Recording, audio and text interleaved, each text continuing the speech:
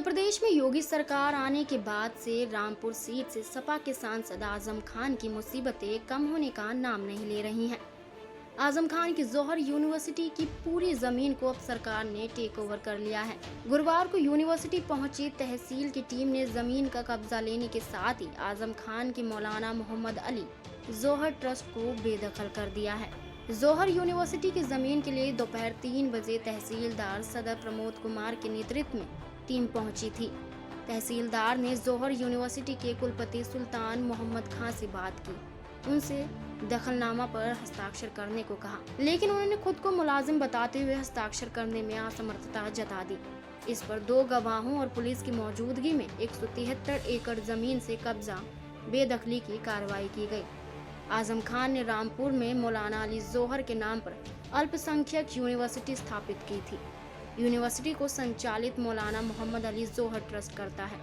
आजम खान इस ट्रस्ट के अध्यक्ष हैं, जबकि उनकी पत्नी रामपुर शहर से विधायक डॉक्टर तंजीम फातिमा सचिव हैं।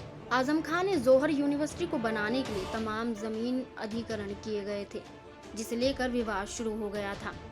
आपको बता दें कि इसी साल जनवरी महीने में ही तहसीलदार प्रशासन ने ट्रस्ट को बेदखल करते हुए इस जमीन को शासन में निहित करा दिया गया था। तब अपर जिलाधिकारी जगदम्बा प्रसाद गुप्ता की अदालत ने इस जमीन को सरकार में निहित करने के आदेश दिए थे।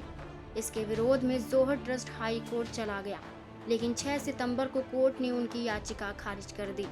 कोर्ट ने प्रशासन के फैसले को सही ठहराया। इसके बाद ही तहसील प्रशासन ने बेदखली की कार्रवाई की है। आपको बता दें, जौहर यूनिवर्सिटी को मौलाना मोहम्मद अली जौहर ट्रस्ट संचालित करता है और ये अल्पसंख्यक संस्थान है। प्रदेश सरकार ने 2005 में जौहर ट्रस्ट को 12.50 एकड़ से ज्यादा जमीन खरीदने की अनुमति दी थी। तब कुछ शर्तें भी लगाई गई थी।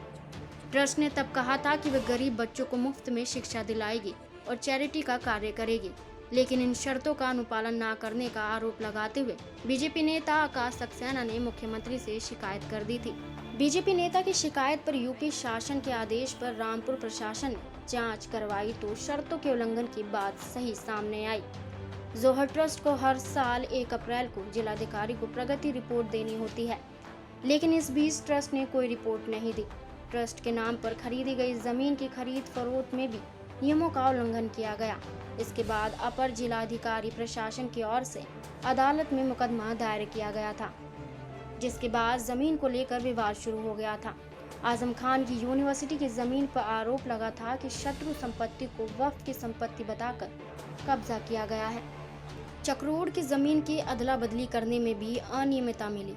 इसी तरह कोसी नदी क्षेत्र की जमीन का आवंटन गलत तरीके से कराया गया। इसके अलावा अनुसूचित जाति के लोगों की 101 बीघा जमीन बिना अनुमति के खरीद ली गई।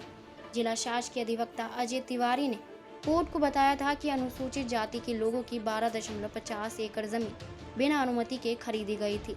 इस कारण योगी सरकार ने पहले ही इसे वापस ले लिया था। इसी तरह 26 किसानों की भी करीब 3 एकड़ जमीन कब्जा कर ली गई थी, जिसे सरकार ने उनकी जमीन पर भी प्रशासन की मदद से कब्जा वापस दिला दिया था। वहीं आपको बता दें, जौहर यूनिवर्सिटी के पास करीब 265 एकड़ जमीन थी, लेकिन अब 12.50 एकड़ ही बची है। ये जमीन भी यूनिवर्सिटी परिसर से बाहर बताई जा रही है। ये जमीन ट्रस्ट ने सबसे पहले खरीदी थी, इसलिए इसे ट्रस्ट के कब्जे में छोड़ा गया है। बाकी जमीन सरकार के पास आ गई है। Subscribe to our YouTube channel and press the bell icon to get the latest updates.